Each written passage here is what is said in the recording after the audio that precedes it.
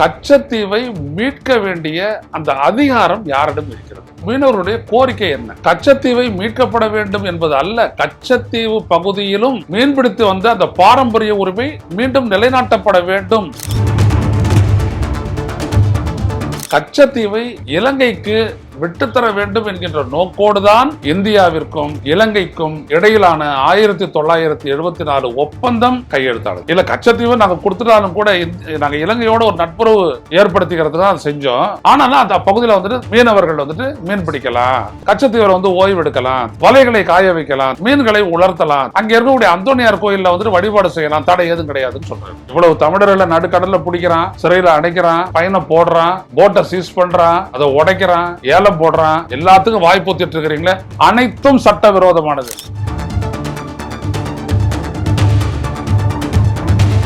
மாநில அரசுகளுக்கோ மாநிலத்தினுடைய கட்சிகளுக்கோ எந்த இடமும் கிடையாது, எல்லாம் ஒன்றிய அரசினுடைய அதிகாரத்துக்கு உட்பட்டது. கச்சத்தீவு கடற்படை பரப்புல நிறைய இறால் கிடைக்கும், போறான், உடனே இலங்கை கடற்படை வந்துட்டு பிடிக்குது. இதெல்லாம் இந்திய ஒன்றிய அரசு, இந்திய ஒன்றியத்தினுடைய அயலுறவு அமைச்சர், பிரதமர் மோடி, இவங்களுக்கெல்லாம் எதுவும் தெரியாது. அதெல்லாம் பத்தி எதுக்கு இந்த மாதிரி காது குத்துறீங்க? எதுக்கு இந்த மாதிரி ஒரு களவாணித்தனம் பண்றீங்க? இதான் என்னோட கேள்வி. இந்த கடற்பகுதியில இவங்க எல்லாம் ஒழிச்சு கட்டிடணும். ஒழிச்சு கட்டி அங்க எண்ணெய் இருக்குது, அங்க கேஸ் இருக்குது, அங்க மட்டை இருக்குது அப்படின்னு நோண்டி அந்த கடலை கெடுத்து அந்த கடலோர வாழ்வை அழிச்சு நம்மளுக்கு மீன் கிடைக்காது. அப்புறம் மீன் வேணும்னா டிண்டு போர்க்குன்னு விற்கிறான்ல, அது மாதிரி டிண்டு ஃபிஷ் எவ்வளவு 500 ரூபாய். அப்புறம் மீனை வந்துட்டு வாங்கிட்டு மீன் குழம்பெல்லாம் வைக்க முடியாது, ஒரே ஒரு மீனை சுட்டுட்டு எல்லாரும் சுத்திலும் உட்காந்து நக்க வேண்டியதுதான்.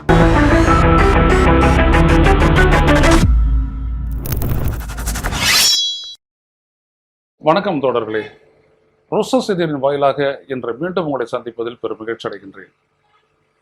தமிழ்நாடு சட்டப்பேரவையில் இன்று பாரதிய ஜனதா கட்சி உட்பட அனைத்து கட்சிகளினுடைய ஆதரவுடன் கச்சத்தீவை மீட்க வேண்டும் என்று கோரும் தீர்மானம் நிறைவேற்றப்பட்டிருக்கிறது. பாஜக கூட இதற்கு ஆதரவு தெரிவித்திருக்கிறது. இது ரொம்ப முக்கியமானது. ஏனென்றால் இதுவரை பல்வேறுபட்ட தமிழ்நாட்டு அரசுடைய நிலைப்பாடுகளில் எல்லாம் பாரதிய ஜனதா கட்சி மட்டும் ஒதுங்கி நின்றது. ஆனால் இதில் கச்சத்தீவு மீட்கப்பட வேண்டும் என்பதில் அவர்கள் உறுதியாக இருக்கிறார்கள். ஏனென்றால் அந்த கச்சத்தீவு தீர்மானத்தினுடைய முக்கியமான அங்கம் இன்னும் சில நாட்களில் இலங்கை செல்லக்கூடிய பிரதமர் மோடி கச்சத்தீவை மீட்டு அதன் மூலம் தமிழக மீனவர்களுடைய மீன்பிடி உரிமையை நிலைநாட்ட வேண்டும் என்று அந்த தீர்மானம் கோரியிருக்கிறது. ஆனால் உள்ளே எல்லாரும் ஒன்னா சேர்ந்து அந்த தீர்மானத்தை நிறைவேற்றிட்டு அப்பவே அடிச்சுக்கிறாங்க. நீங்க 10 ஆண்டு காலம் அங்க மத்தியில் ஆட்சி பொறுப்பில் இருந்தீங்களே, அப்ப திமுக என்ன பண்ணுச்சு அப்படின்ட்டு எதிர்கட்சி தலைவர் எடப்பாடி பழனிசாமி கேட்கிறார். உடனே முதல்வர் ஸ்டாலின் சொல்றாரு, நீங்க 10 ஆண்டு காலம் தொடர்ந்து இங்க முதல்வராக இருந்தீங்க, நீங்க என்ன பண்ணீங்க அப்படின்னு கேட்கிறாங்க. இங்க கவனிக்க வேண்டிய ஒரு விடயம் என்னன்னா, கச்சத்தீவை மீட்க வேண்டிய அந்த அதிகாரம் யாரிடம் இருக்கிறது? இது ஒண்ணு.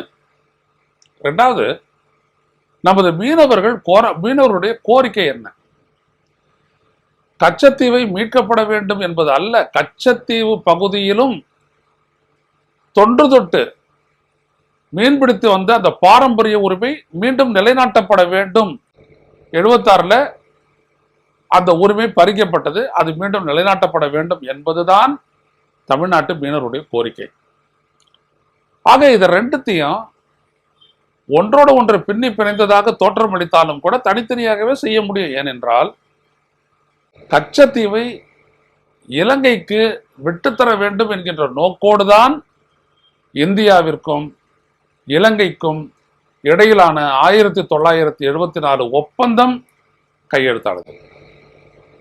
ஏன் அதை சொல்றேன் அப்படின்னோம்னா, இந்த இரு நாடுகளுக்கும் இடையில் பார்க் நீரிணையில் அந்த சர்வதேச எல்லை கோடு வகுக்கப்பட்ட போது சமதூரத்தில் 5 புள்ளிகளை வைத்து அந்த புள்ளிகளை இணைத்துத்தான் அந்த கோடு போடப்பட்டது. அந்த கடற்பகுதியில் அந்த உத்தேச boundary line, maritime boundary line போடப்பட்டது. ஆனா அதுல ஒரு புள்ளி, கச்சத்தீவு இருக்கிற புள்ளி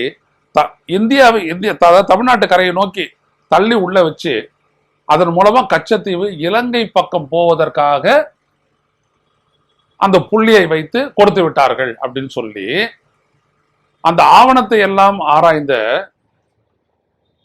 ஜகோட்டா என்று சொல்லக்கூடிய பெயர் கொண்ட இந்திய ஆவண காப்பகத்தினுடைய டைரக்டரா இருந்தவர் சொன்னாரு அப்படின்னு சொல்லி பின்னாளில் பேராசிரியர் சூரிய நாராயணன் பத்திரிகைகளுக்கு பேட்டி எடுத்திருக்கிறார். ஆக அதனால தான் சொல்றேன், இந்தியா விரும்பி வேண்டி அதை தூக்கி கொடுத்துருச்சு. ஆனா நாடாளுமன்றத்தில் என்ன விவாதம் நடந்துச்சு அப்படின்னு 74 அதை கொடுக்கும் போது இது யாருக்கு சொந்தம், நம்மளுக்கு சொந்தமான தீவு ஒண்ணு அது கிடையாது அப்படின்னு சொல்லிட்டு நேரு காலத்துல இருந்து ஆரம்பிச்சு இந்திரா காந்தி காலம் வரைக்கும் அதை பேசுனாங்க. அப்ப இருந்த அயலுறவு அமைச்சர் காஷ்மீரை சேர்ந்தவர் ஷேக் அப்துல்லா அவனுடைய மகன், அவர் என்ன சொல்றாரு அப்படின்னம்னா, அது நமக்கு சொந்தமான தீவு ஒன்றும் கிடையாது, அங்க யாரும் வசிக்கல, எனவே அதை விட்டு தரதுனால எந்த பிரச்சனையும் இல்லை அப்படின்றாரு. அப்ப தமிழ்நாட்டை சேர்ந்த ராமநாதபுரம் மாவட்டத்தினுடைய அந்த நாடாளுமன்ற தொகுதியினுடைய உறுப்பினர் PK மூக்கையா தேவர், அதுக்கு முன்னாடி ராமநாதபுரத்தினுடைய நாடாளுமன்ற உறுப்பினராக இருந்த முகமது ஷெரீப், அதுக்கப்புறம் இன்னொரு நாடாளுமன்ற உறுப்பினரான விஸ்வநாதன், தலை சிறந்த நாடாளுமன்றவாதியாக போற்றப்படக்கூடிய திரு இரா செழியன், நாஞ்சில் மனோகரன் போன்ற அனைவரும் சொன்னாங்க அது சேது சமஸ்தானத்திற்கு சொந்தமான அவங்களுடைய ஆளுமைக்கு உட்பட்ட ஆட்சிக்கு உட்பட்ட அவங்களுடைய பிரதேசம் கச்சத்தீவு. அதற்கான ஆவண ஆதாரங்கள் இன்றளவும் மதுரை ரெஜிஸ்ட்ரியில இருக்கு, பத்திரப்பதிவு அலுவலகத்துல இருக்கு, அதை நாங்க உங்ககிட்ட கொடுத்துருக்கிறோம்னு சொல்றாரு உறுப்பினர் விஸ்வநாதன். அப்பதான் என்ன சொல்றாரு அப்படின்னம்னா, இந்த நாட்டுடைய அயலுறவு அமைச்சரா இருந்த அன்னைக்கு இருந்தவர் சொல்றாரு, இல்ல கச்சத்தீவு நாங்க கொடுத்துட்டாலும் கூட நாங்க இலங்கையோட ஒரு நட்புறவு ஏற்படுத்திக்கிறதுக்கு தான் செஞ்சோம், ஆனாலும் அந்த பகுதியில் மீனவர்கள் மீன் பிடிக்கலாம், தடை எதுவும் கிடையாது, கச்சத்தீவில் ஓய்வு எடுக்கலாம், தடை எதுவும் கிடையாது, வலைகளை காய வைக்கலாம், தடை எதுவும் கிடையாது, மீன்களை உலர்த்தலாம், தடை எதுவும் கிடையாது, அங்க இருக்கக்கூடிய அந்தோனியார் கோயில்ல வழிபாடு செய்யலாம், தடை எதுவும் கிடையாதுன்னு சொல்றாரு. இப்படித்தான் இது நடந்துச்சு. அதை நீங்க பாத்தீங்க அப்படின்னோம்னா இதோ இருக்கு இந்த புத்தகத்தினுடைய அறிமுக விழா கோயம்புத்தூர்ல நடந்த போது இந்த புத்தகத்தை எழுதிய முனைவர் சே ராசு இருந்தாரு. நான் பேசுறேன் இந்த கச்சத்தீவு விடயத்தை பத்தி. அப்ப பாத்தீங்க அப்படின்னோம்னா இதுல என்னென்ன நடந்துச்சு அப்படின்றது, என்னென்ன ஒப்பந்தம் அப்படின்றது எல்லா விடயமுமே இதுல இருக்கு. இது பாத்தீங்கன்னா 1974 கச்சத்தீவு ஒப்பந்தம் தமிழ்ல டிரான்ஸ்லேஷன், அதுக்கப்புறம் 1976 ஒப்பந்தம், 2 ஒப்பந்தம். இது மட்டுமல்ல, அப்போ இதை பற்றிய ஒரு பெரிய விவாதம் நடக்குது, நாடாளுமன்றத்தில் விவாதம் நடக்கும்போது நான் சொன்ன மாதிரி இதை பற்றி நமது நாடாளுமன்ற உறுப்பினர்கள் கடுமையா பேசுறாங்க. அதான் ரொம்ப முக்கியம். ஏதோ இப்ப சொல்றாங்களே இவங்க, திரு ஸ்டாலின் அவர்களும் எதிர்கட்சி தலைவர் எடப்பாடி பழனிசாமி அவர்களும், நீ விட்டு கொடுத்துட்ட, நீ தாரை வார்த்தை, இப்படி ஜெயலலிதா ஒரு அறிக்கை கொடுக்கும்போது நான் கடுமையா கண்டிச்சு ஒரு அறிக்கையை போட்டேன். நீங்கெல்லாம் ஏன் அந்த மாதிரி பேசுறீங்க? தமிழ்நாட தாரை வார்த்து கொடுத்துச்சு, ஏன் அந்த மாதிரிலாம் பேசுறீங்க? ஒரு சர்வதேச அரசியல் எப்படி நீங்க உள்ளூர் அரசியல் ஆக்குறீங்க அப்படிலாம் சொல்லி எதிர்த்து இப்ப இவரும் அதான் செய்யறாரு. அண்ணாமலையும் ஆட்சியில் இருந்த போது ஏதும் செய்யாமல், ஆட்சியில் இருந்த போது ஏதும் செய்யாமல்னு சொல்றீங்கன்னா அண்ணாமலை அவர்களே, நீங்க 10 வருஷத்துல என்ன பண்ணினீங்க? இப்ப இந்த பிரச்சனையில நான் பேசுறேன் அப்படின்னோம்னா, பாஜகவில் இருக்கக்கூடிய மூத்த தலைவர்களான திரு H ராஜா, இன்றைக்கு ஆளுநராக இருக்கக்கூடிய திரு இல கணேசன், நாடாளுமன்ற உறுப்பினராகவும் மத்திய அமைச்சராகவும் ஒன்றிய அரசின் அமைச்சராகவும் இருந்த அண்ணன் பொன் ராதாகிருஷ்ணன், இப்பொழுது காங்கிரஸ் இருக்கக்கூடிய திரு திருநாவுக்கரசு முன்னாள் நாடாளுமன்ற உறுப்பினர், வானதி ஸ்ரீனிவாசன், தமிழிசை சவுந்தரராஜன், மோகன்ராம் என்று பொதுச் செயலாளராக இருந்தவர், இவர்கள் அனைவருக்கும் தெரியும் கச்சத்தீவை மீட்பது தொடர்பான அந்த ஆவணத்தை உருவாக்கி ஏன் கச்சத்தீவு மீட்கப்படணும், மீனவர் உரிமை காக்கப்படணும் அப்படின்றத சொல்லி அது தவறாக போடப்பட்ட ஒப்பந்தம், so we can abrogate it, என்று சொல்லி அந்த ஆவணத்தை தயார் பண்ணி ராஜா அவரிடம் கொடுத்து, நான் சொன்ன இந்த தலைவர்கள் எல்லாம் அதை எடுத்துட்டு போயிட்டு மோடி அரசு பதவியேற்ற 2014 ஆண்டிலேயே அன்றைக்கு அயலுறவு அமைச்சராகவும் கேபினெட்ல 2வது நிலையில இருந்த திருமதி சுஷ்மா ஸ்வராஜ் அவர்களிடம் கொடுத்து கச்சத்தீவை மீட்க வேண்டும் சொல்ல போது அந்த அம்மா அந்த டாக்குமெண்ட் எல்லாம் பார்த்துட்டு, ஃபைன், எல்லாம் நல்லா இருக்குது, ஃபேக்ட்ஸ் எல்லாம் நம்ம இதை முடிச்சிடலாம், நீங்க இங்கே தங்குங்க ஒரு நாள் அப்படின்னு சொல்லியிருக்காங்க. நம்ம தமிழ்நாட்டு பிரதிகள்லாம் தங்கியிருந்து மறுநாள் போயிட்டு சந்திக்கும் போது அப்போ சுஷ்மா சொல்லியிருக்கிறாங்க, இல்லை, this has been settled issue என்று அயலுறவு அமைச்சகம் சொல்லுது. இவங்க அமைச்சர், ஆனா அயலுறவு அமைச்சகம் சொல்லுது, மினிஸ்ட்ரி, இந்தியன் எஸ்டாப்ளிஷ்மெண்ட் சொல்லுது, நம்ம ஒன்றும் பண்ண முடியாதுன்னு கை வச்சிருக்காங்க. இது பின்னால ராஜா அங்கேருந்து வந்து கேட்கிறாரு, அது என்னது, அது செட்டில்டு இஷ்யூன்னு? அதான் நம்ம தலையில இப்படிதான் தூக்கி போடுவாங்க எல்லாத்தையும். செட்டில்டு இஷ்யூன்னு ஒண்ணு கிடையாது. இந்தியாவுடைய அயலுறவு அமைச்சகம் விரும்பல, அது தமிழை வாழ்ந்தான்னா செத்தான்னு, நீங்க தான் அதை பண்ணணும், என்ன இழவைப்பாங்கன்னு சொல்லிட்டு போயிட்டாரு. ஆனா ராஜா இது தொடர்பாக உள்ளபடியே அவர்களும் மற்ற தலைவர்களும் சிரத்தையோடு முன்னெடுத்தார்கள். நடக்கவில்லை. அண்ணாமலை அவர்களே, நான் மீண்டும் உங்களுக்கு சொல்றேன், நான் ஏற்கனவே கூட சொல்லியிருக்கேன், அரசியல் பண்றதை விட்டுட்டு இப்படி ஒண்ணு நடந்துதா இல்லையான்றத திரு ராஜா அவரிடம் இருந்து கேட்டு தெரிஞ்சுக்கங்க. 10 ஆண்டுகளா உங்களுடைய அரசு இருக்க, உங்களுடைய மோடி அரசு கூட அது நோக்கம் கிடையாது.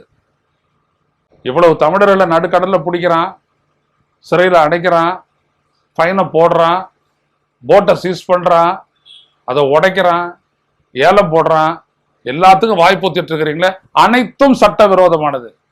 இதுல மாநில அரசுகளுக்கோ மாநிலத்தினுடைய கட்சிகளுக்கோ எந்த இடமும் கிடையாது. எல்லாம் ஒன்றிய அரசினுடைய அதிகாரத்துக்கு உட்பட்டது. எல்லை தாண்டி மீன் பிடிக்கிறது ஒரு குற்றமே கிடையாது. UN convention on law on C என்று சொல்லக்கூடிய அந்த ஐநாவினுடைய பிரகடனத்திற்கு உட்பட்ட கடல்சார் சட்டத்தின்படி எல்லை தாண்டி மீன் பிடிக்கிறான் அப்படின்னம்னா அந்த மற்றொரு நாடு அந்த மீனவரை கைது செய்வதற்கு எந்த அடிப்படையும் இல்லை. ஏன்னா அவன் வந்துட்டு ஆக்கிரமிக்க வரல, மீன் பிடிக்க வந்தா. மீன் ஸ்ரீலங்கா மீன், தமிழ்நாட்டு மீன், ஈழத்து மீன் அப்படிலாம் ஒண்ணு கிடையாது, கடல் மீன் தான். சோ அவன் மீன் பிடிக்கத்தான் வந்தா. அப்படி வந்தவன் மீன் பிடித்தல் தவிர வேறு ஏதாவது நடவடிக்கையில் ஈடுபட்டு இருந்தால் அப்ப நீங்க அவனை கைது செய்யலாம். இல்லையெனில் மனிதாபிமானத்தோடு அவனை பாதுகாத்து திருப்பி அனுப்ப வேண்டும்.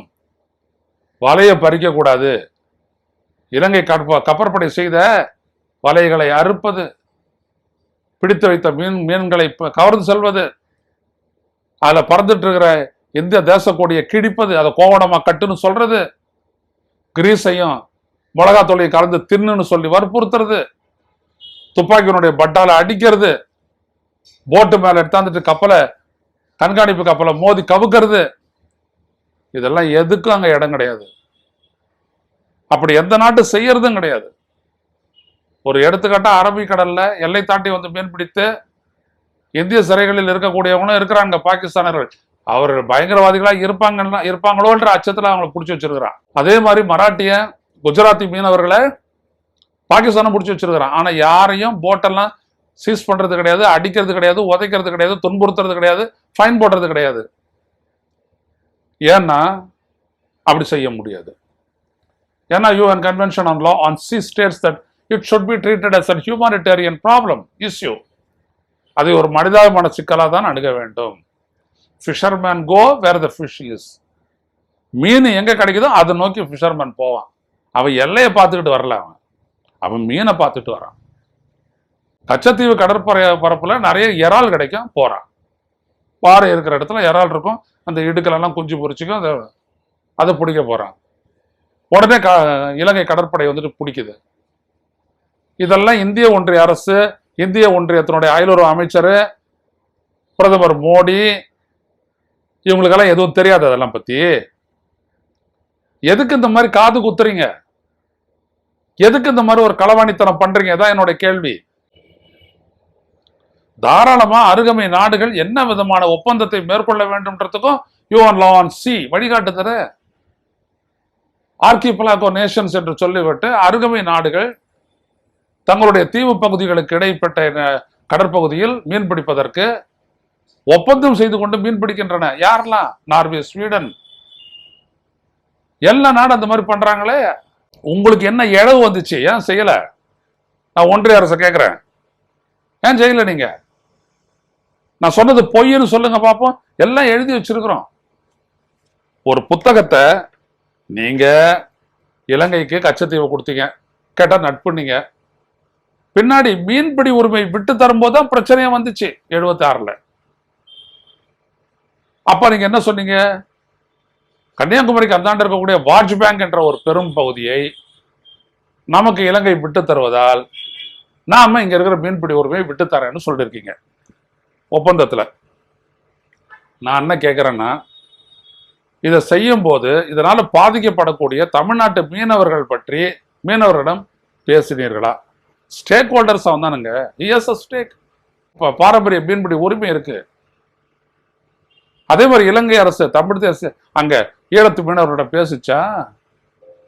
ஏன் பேசாத ஒப்பந்தம் போட்டீங்க? தமிழக அரசை கன்சல்ட் பண்ணீங்களா? ஏன் பண்ணல? அப்ப இவ்வளவு விடயங்கள் இருக்குது, ஆழமான விடயங்கள். தோழர்களே, தயவு செய்து இது மீனவர் பிரச்சனை என்பது மட்டுமல்ல. பாரம்பரிய மீன்பிடி உரிமையினுடைய அர்த்தம் என்னன்னா, இந்தியா என்கின்ற ஒரு நாடு, இலங்கை என்கின்ற ஒரு சுதந்திர நாடு வருவதற்கு முன்பு இருந்தே அவன் மீன் பிடிச்சிட்டு இருக்கிறான், வாழ்ந்துட்டு இருக்கிறான். அதனாலதான் பாரம்பரிய மீன்பிடி உரிமை, traditional fishing right predominates every other aspects of law. அந்த ஹிஸ்டாரிக்கல் ஆஸ்பெக்ட் இருக்கணும் அங்க. என்னைக்கு நான் மீன் பிடிக்கிறான்? பல்லாயிரக்கணக்கான ஆண்டுகளா மீன் பிடிக்கிறான். என்னைக்கு வந்துச்சு இந்தியா? என்னைக்கு தோன்றுச்சு இலங்கை அரசு, ஸ்ரீலங்கன் கவர்மெண்ட்? என்னைக்கு வந்துச்சு? எனவே இதெல்லாம் ரொம்ப தப்பு. இதை புரிஞ்சு கொள்ளாமலேயே அரசியல் பண்ணுவீங்களா? என்ன நாடுடா அது? எல்லாம் இப்படி முட்டா இன்னைக்கு போட்ட தீர்மானத்தோட நான் பெருசா ஆதரிக்கல. கச்சத்தீவை மீட்காம மீன்பிடி உரிமையை ரெஸ்டோர் பண்ண முடியாதா முதல்வர் அவர்களே? முடியாதா? அது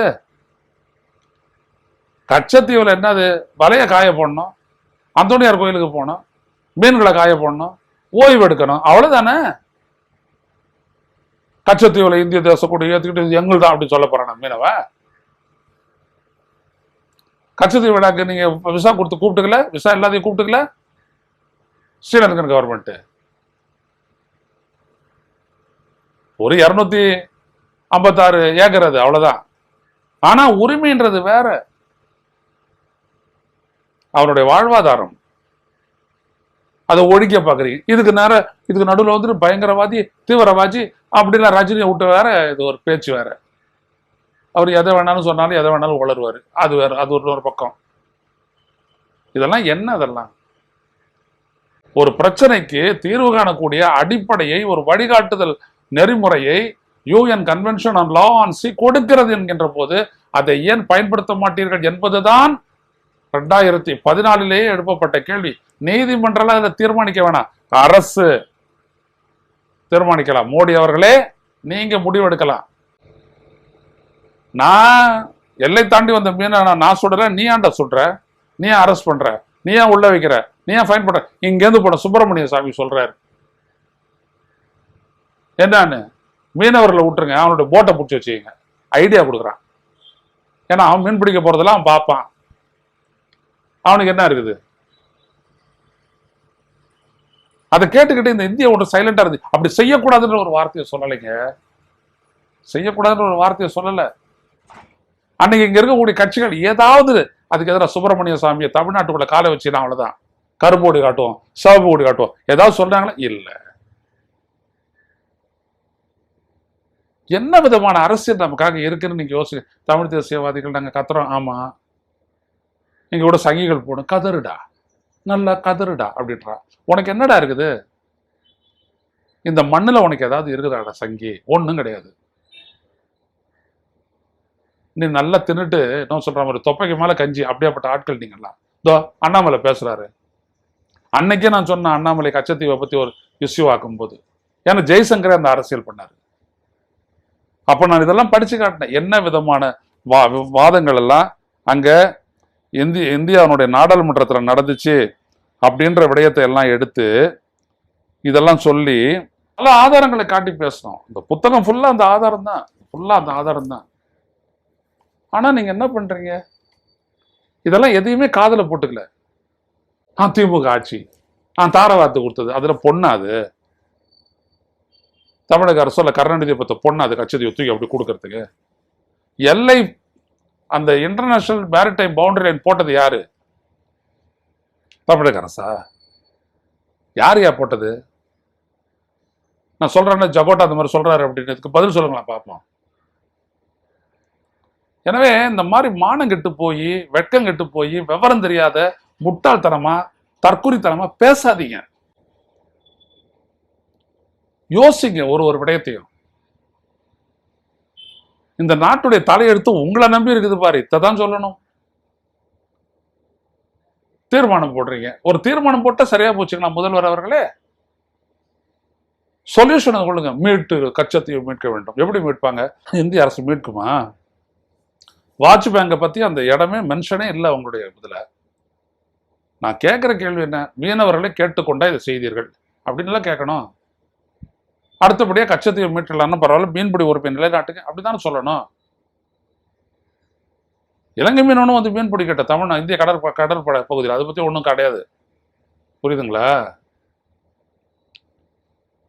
பெரிய பெரிய இந்த சைனர்ஸ் அப்படின்னு சொல்லிட்டு பெரிய பெரிய ஷிப் இருக்கு இல்லையா, உள்ள வந்தானே ஒரு 50 டன் 100 டன் மீன்களை அள்ளிட்டு போவான் பார்த்தீங்களா, அந்த மாதிரியான கப்பல்களைத்தான் அனுமதிக்க கூடாது. இதெல்லாம் போட்டு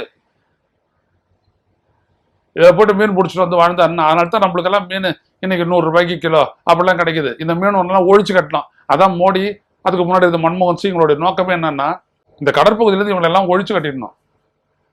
ஒழிச்சு கட்ட அங்க எண்ணெய் இருக்குது, அங்க கேஸ் இருக்குது, அங்க மட்டை இருக்குது அப்படின்னு நோண்டி அந்த கடலை கெடுத்து அந்த கடலோர வாழ்வையை அழிச்சு நம்மளுக்கு மீன் கிடைக்காது. அப்புறம் மீன் வேணும்னா டிண்டு போர்க்குலாம் விற்கிறான்ல, அது மாதிரி டிண்டு ஃபிஷ் எவ்வளோ? 500 ரூபாய். அப்புறம் மீனை வந்துட்டு வாங்கிட்டு மீன் குழம்பெல்லாம் வைக்க முடியாது. ஒரே ஒரு மீனை சுட்டுட்டு எல்லாரும் சுத்திலும் உட்காந்து நக்க வேண்டியதுதான், தொட்டு தொட்டு ஊர்க்கா மாதிரி. இதெல்லாம் இவ்வளவு இம்ப்ளிகேஷன் உள்ளது. எல்லாம் மீனாகுமரி அறிக்கை போடலாங்க எல்லாத்தையும் படிச்சுட்டு தான் உட்காந்து பேசுறேன் நான். வயிறு எறிஞ்சு பேசுறேன் நான். நீங்களாம் ஆட்சியாளர் இல்லடா. தமிழ்நாட்டில இருந்துட்டு போன நாடாளுமன்ற உறுப்பினர்கள் யாரு? இந்த மண்ணு தேர்ந்தெடுத்த மக்கள் பிரதிநிதிகள். பி.கே. மூக்கையா தேவர், முகமது ஷெரீப், எனக்கெல்லாம் ஒரு குரு மாதிரி இருந்து எல்லாவற்றையும் கத்து தந்த இரா செடியன், தலை சிறந்த நாடாளுமன்றவாதிகளில் ஒருவர் என்று போட்டப்பட்ட இரா செடியன், விஸ்வநாதன், நாஞ்சில் மனோகரன், ஏன் அன்னைக்கு அடல் பிஹாரி வாஜ்பாய் பேசினாரு தமிழனுக்காக, அந்த மீன்பிடி உரிமைக்காக. இன்னும் எவ்வளவு பேர் ஒரிசாவை சேர்ந்த ஒரு எம்பி பேசுறாரு. எல்லாம் இருக்குது அந்த புத்தகத்துல இருக்கு.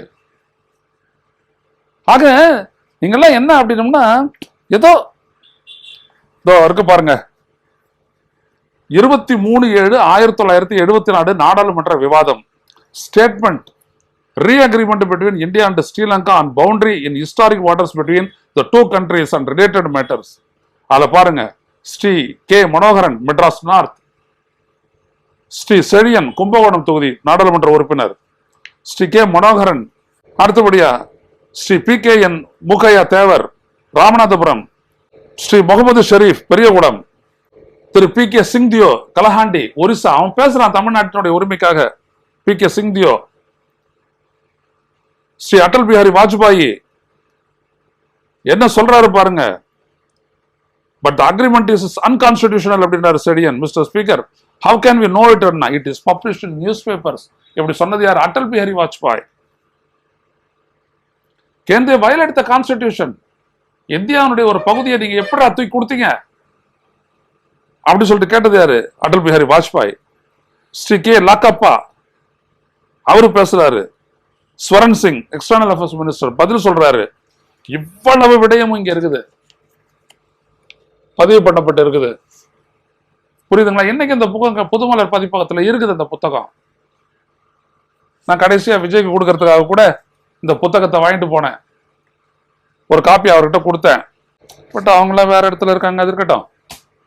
நான் என்ன சொல்ல வரேன் அப்படின்னம்னா, ஒரு விடயத்தை ஆழமாக சென்று அலசி ஆராய்ந்து நமது மீனவர்களுடைய உயிரை, உடைமையை, தொழில் உரிமையை, பாரம்பரிய மீன்பிடி உரிமையை காப்பாற்ற வேண்டும் என்கின்ற நோக்கு உங்ககிட்ட இல்லையே. அதனால்தான் வயிறு எரியுதுன்னு. முதல்வர் மு.க. ஸ்டாலின் அவர்களே, பிரதமர் மோடி அவர்களே, ஐநாவினுடைய வழிகாட்டுதலின்படி தயவு செய்து தீர்வு காணுங்கள். தீர்வு கண்டுவிட்டு நீங்கள் தமிழ்நாட்டில் உங்களுடைய என்டி ஆட்சியை ஏற்படுத்துங்க. நான் பேசுவானா இப்போ ராஜா இதுக்கு முன்னெடுத்தாருன்னு நான் சொல்லலை. இவர் தமிழ் தேசியவாதி அப்படியே மறைக்கிறாரு அப்படி நான் சொன்னேன். நான் ஓப்பனா சொல்றேன் பாருங்க, யாரெல்லாம் போயிட்டு மூவ் பண்ணாங்கன்னு எல்லாரும் இருக்காங்க. ஆனா எச் ராஜா கிட்ட கேளுங்க, அவர் சொல்லுவாரு. அவர் வீட்டில் உட்காந்துதான் நாங்க வந்துட்டு இதெல்லாம் விவாதிச்சோம். எல்லாரும் வெளியில கொள்கை பேசும்போது எல்லாம் எதிரி தான், அது வேற கதை. இன்னைக்கு கூட பாஜக நண்பர்கள் என்னுடைய எதிரியா? அதெல்லாம் கிடையாது, நண்பர்கள் தான். ஆனா நீ கடைபிடிக்கக்கூடிய கொள்கை இந்த நாட்டுக்கோ எதிர்காலத்துக்கோ சரியானதல்ல. அவ்வளவுதான் நாங்க முரண்படுறோம், முடிஞ்சு போச்சு. அதான் அரசியல். எனவே முதல்வர் மு.க. ஸ்டாலின் அவர்களே, பிரதமர் மோடி அவர்களே, ஐநா சொல்லக்கூடிய அந்த வழிகாட்டு நீங்க சொன்னீங்க. அங்க இருந்துட்டு புதுசா தேர்ந்தெடுக்கப்பட்ட அந்த குடியரசுத் தலைவர் வந்து உங்களை சந்திக்கும் போது it should be treated as a humanitarian இஷ்யூன்னு மோடி அவர்களே நீங்க சொன்னீங்க. I appreciate it. நான் அதை பதிவு பண்ணியிருக்கேன். எனவே மனிதாபிமான சிக்கலாக மேற்கொண்டு தமிழக மீனவர்களுடைய அந்த மீன்பிடி உரிமையை காப்பாற்றி அதன் மூலம் நீங்க இலங்கையோட இணக்கப்பாட்டோட இருங்க. இது பேர் என்ன, இனப்படுகொலை, அதெல்லாம் நாங்க பாத்துக்கிறோம். நாங்க தான் கண்ணீர் விட்டு விட்டு இன்னைக்கு எங்களுக்கு அழுவுறதுக்கெல்லாம் கண்ணில் தண்ணீர்லாம் கிடையாது ஐயா. அவ்வளவு பேரை நாங்க இழந்துட்டோம். 3 லட்சம் உயிர்களை பறி கொடுத்தோம் சுதந்திரத்துக்காக. ஆனா சுதந்திரத்துக்காக 150 ஆண்டு வருஷம் பாடுபட்ட இந்த இந்திய நாடு எங்களுடைய சுதந்திர போராட்டத்தை அழிச்சுது. சிங்களோட நின்னுங்கன்னு அதெல்லாம் ஒரு பக்கம். நாங்க தீர்வு காணுவோம். எவ்வளவோ அழிவுகளை பார்த்துட்டோம். தென்மதுரை கபாடபுரம் கடல் கோளால அழித்து நிர்மூலமாக்கப்பட்டது. நான் அழுகுறோமா? நாங்க கிடையாது. கடலுக்கு கீழே இருக்கடா என் நாகரிகமே. கவலைப்படல. ஏன்னா எங்களால் எதையும் ரீஎஸ்டாப்ளிஷ் பண்ண முடியும். நாங்கள் அப்படியாப்பட்ட ஒரு சிவிலைசேஷன், நாகரிகம் என்னம்லாம் கிடையாது. நாகரிகம் எல்லா மொழிகளுக்கும் வார்த்தையை கொடுத்தவங்க, அள்ளி கொடுத்தவங்க நாங்க. புரியுதா? மயிலினுடைய இறகு தோகைன்னு நாங்க சொல்லுவோம். தோகை தாண்டா மயிலை குறிக்கக்கூடிய சொல்லு கிரீக்ல. தெரியுமா உனக்கு? எல்லாம் நாங்க தான். ஆனா இன்னைக்கு ஒரு ஹம்புலா ஒரு ஸ்டேட்ல உட்காந்துக்கிட்டு இருக்கக்கூடிய முட்டா பயல்களுடைய ஆட்சிக்கு வந்துட்டு அப்படியே நின்றுங்கன்னு எங்களுக்கு நிதி பத்தாது, எங்களுக்கு நிவாரண நிதி, எங்க மேல மோடியே தெரிவிக்காதீங்க அப்படின்னு கெஞ்சிட்டு இருக்கிறவங்க இன்னைக்கு இருக்கிறோம். ஆனா இப்படியே இருக்க மாட்டோம். எனவே உரிமைக்கு குரல் கொடுக்கின்றோம். மதியுங்கள், தீர்வை தேடுங்கள். அண்ணாமலை அவர்களே, ஆழ்ந்து பாருங்கள் இது பிரச்சனை. இந்த புத்தகம் வேணுமா? புதுமலர் பதிப்பகம் தாராளமா அது வெளியீட்டு, அந்த வெளியீட்டுலாம் இருக்கு. புத்தகம் வேணும்னா கூட நான் தரேன், படிங்க, அரசியல் பண்ணுங்க. ஏன்னா நாளைக்கு நீங்க சென்ட்ரல் மினிஸ்டர் ஆக போறீங்க. ஒருவேளை உங்ககிட்ட கூட அந்த அமைச்சரவை வரலாம். பண்ணுங்க ஐயா, நீங்க பண்ணி வாங்க. நீங்க ஒரு இளைஞர், நீங்க பண்ணி வாங்க. நான் ஒன்னும் குறை சொல்லலை. கொள்கையில தானே முரண்படுறான், மற்றபடி என்ன? உனக்கு எனக்கு ஒரே வயிறு தான் ஐயா. அதே மாதிரிதான் மீனவனுடைய வயிறு. அவன் வயிற்றுல அடிச்சாலும் பரவாயில்ல, வாழ்க்கையே அடிக்கிறீங்க. எனவே சிந்தியுங்கள், செயல்படுங்கள். மீண்டும் சந்திப்போம். நன்றி, வணக்கம். ஊடகம் கார்ப்பரேட் அரசியல்வாதிகளின் கைப்பாவையாக, அடிமைகளாக இருந்தது போதும். இனி சாட்டை எடுத்து சுழற்றும் நேரம் வந்துவிட்டது.